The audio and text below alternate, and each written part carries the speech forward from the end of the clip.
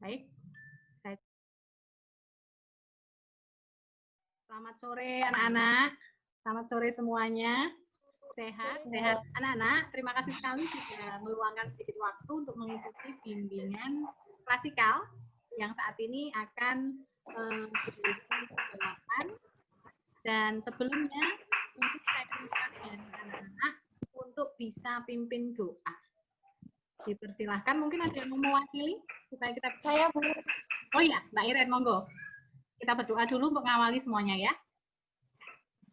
Mari teman-teman, sebelum kita mengawali pertemuan pada sore hari ini, marilah kita berdoa merupakan dan agama masing-masing. Berdoa mulai.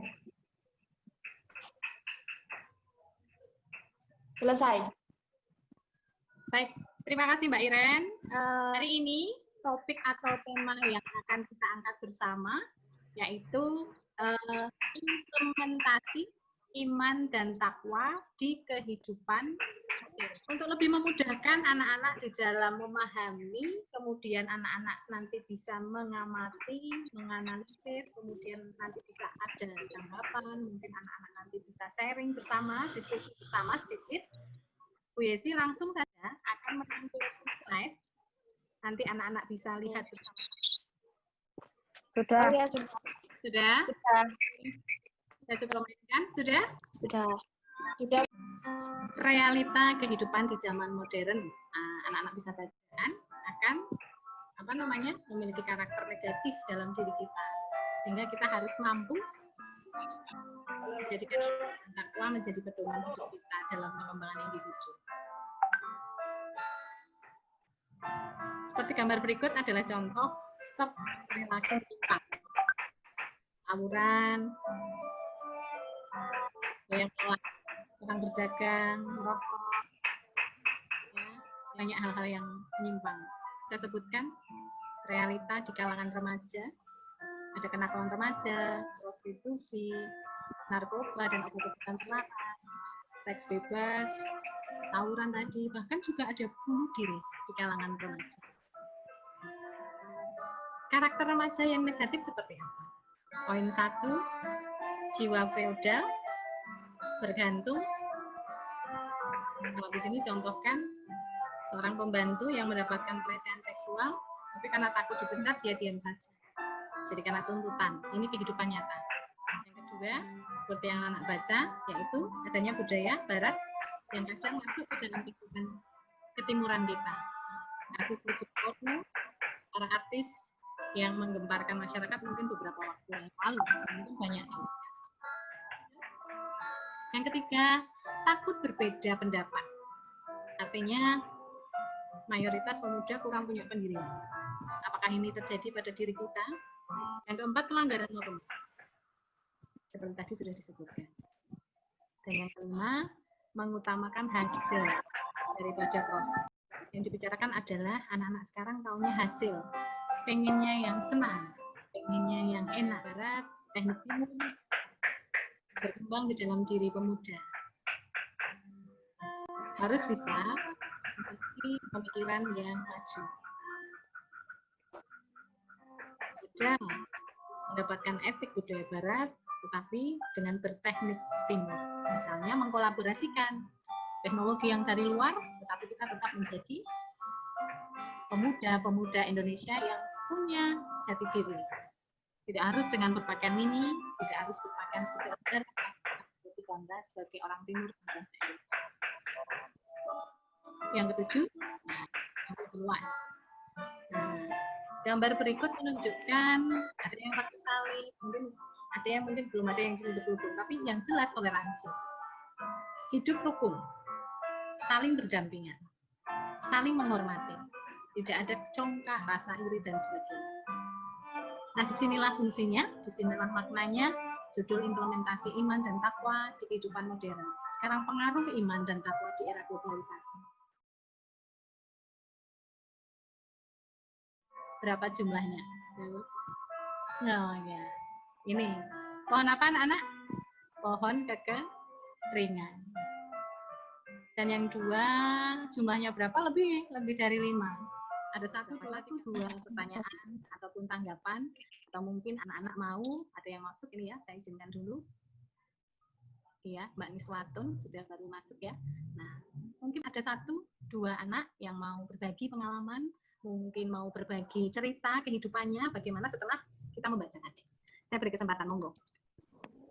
Oh ya, Ica, silakan Ica. Suaranya. Ingin sharing saja. Gimana, Cak? Hal yang disampaikan tadi sangat mencerminkan kami di usia remaja. Ya Bu, misalnya tentang perilaku yang menyimpang tadi, banyak sekali. Lalu saya jadi tahu dengan kita semakin paham dengan menguatkan iman dan takwa kepada Tuhan menjadi sangat baik. Buat saya menghadapi godaan-godaan yang seseringnya menjerumuskan remaja seperti saya yang masih labil, Bu. Terima kasih. Baik, bagus sekali, Cak, luar biasa. Mungkin ini juga mewakili adik-adik semua, adik-adik teman-teman semua, anak-anak semua, ya, yang bisa sharing, ikut bersama, ya, menceritakan tanggapannya. Sebelum Bu Yesi tanggapi atau yang lain, mungkin bisa ada tanggapan lain. Ya, Iren, silakan. Selama ini saya adalah siswa Kristen, Bu, tetapi saya sangat bersyukur dalam kegiatan-kegiatan yang berkaitan keagamaan. Kami saling membedakan, bahkan kami juga saling mengingatkan jika ada teman kami yang lupa beribadah, misalnya sholat. Kami tak ragu untuk mengingatkan, dan teman-teman kami juga tidak marah kepada saya karena saya berbeda keyakinan. Oh ya, bagus sekali. Jadi Iren mau mengutarakan bagaimana perbedaan keyakinan ini tidak bisa membuat kita terpecah, tetapi semua kegiatan dengan toleransi, dengan kita mau menghargai, dengan kita mau mengerti bahwa iman dan ketakwaan kita pada Tuhan yang kuat, itu membuat kita bisa bertoleransi. Jadi pengaruh-pengaruh budaya globalisasi di kehidupan modern ini tidak membuat kita kemudian terus menyimpang ke arah yang negatif. Nanti akan ada pertanyaan, bagaimana ketika saya sudah masuk di dalam kehidupan yang menyimpang.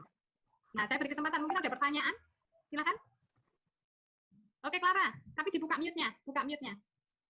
Oke, silakan Clara. Mohon dijelaskan bagaimana kita agar tidak mudah tergoda atau kadang susah menolak ajakan teman untuk bolos sekolah, Bu. Dan diajak nongkrong, kadang saya juga melihat ada pelajar cewek yang sedang PD-nya merokok, Bu, dengan baju seragam. Nah, ini adalah contoh-contoh di lingkungan kita, ya anak-anak ya. Ini perlu kita sadari bahwa contoh-contoh yang ditanyakan Mbak Clara ini, bagaimana kita menghadapi itu? Bagaimana kita bisa menolak? Bagaimana kita tidak terjerumus ke dalamnya terlalu jauh? Terkadang di usia kita, kalian saat ini adalah usia yang labil, yang mencari jati diri kalian, sehingga kalau diiming-imingi sesuatu yang belum pernah dicobai, itu mau. Misalkan, ayo merokok, sidik, gitu ya. Bisa ya, bisa dimengerti ya anak-anak? Halo, suara saya bisa didengar? Halo? Bisa. Bisa. Oke, terima kasih. Nah, pilihlah pergaulan yang baik. Dalam arti ketika kita lebih mendekatkan iman kita, seperti tadi di dalam materi tadi, bagaimana iman dan takwa sesuai keyakinan kita masing-masing, mungkin akan ada penekanan dengan guru agama. Tetapi dalam layanan bimbingan konseling, bagaimana anak-anak mampu mengimplementasikan. Nah, nantinya akan menjadi action, menerapkan. Ya, bisa dimengerti nggih? Menerapkan bagaimana saya punya iman, saya punya takwa kepada Tuhan saya untuk melakukan perilaku yang baik. Lalu ketika saya berada di sesuatu yang dalam kondisi menyimpang, bagaimana saya bisa keluar dari hal-hal itu? Nah, membentuk sikap, oh ya, sudah ada ini kelihatan, membentuk sikap bagaimana kita bisa berperilaku dengan baik. Nah, mari anak-anak coba kita simpulkan ya, coba kita simpulkan dengan iman dan takwa kita bisa menghadapi era globalisasi dan kehidupan modern dengan baik dan sehat. Kita menjadi remaja yang tidak mudah terjerumus. Anak-anak paham dan setuju nggih? Halo, setuju nggih? Halo, mana suaranya? Bisa kedengaran? Ya, Bu. Kapan kita beribadah yang teratur ketika tindakan kita tidak sudah menyimpang? Hal kecil saja, kita ikuti pengajian, kita ikuti kegiatan di gereja, semakin menguatkan iman. Ketika kita diajak sesuatu yang tidak baik, ya kita harus berani menolak. Jangan kalau tidak menolak, ya kan itu ketakutan yang salah. Tetapi ketika kita berani menolak, berarti kita tunjukkan jati diri kita. Baik anak-anak, saya rasa anak-anak sudah bisa menganalisis satu persatu dari apa yang sudah kita berikan. Anak-anak nanti bisa melanjutkan, tadi juga sudah presensi di WA Group, dan nanti tanggapan-tanggapan bisa akan kita bagikan. Anak-anak bisa menanggapi langsung di WA Group, dan tentunya kita akan bisa melanjutkan ke pertemuan berikutnya. Sudah jelas anak-anak? Jelas, Bu. Oke.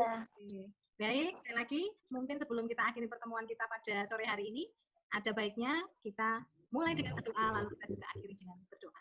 Mari kita akhiri pertemuan sore hari ini dengan berdoa menurut keyakinan kita dan kepercayaan kita masing-masing. Berdoa mulai.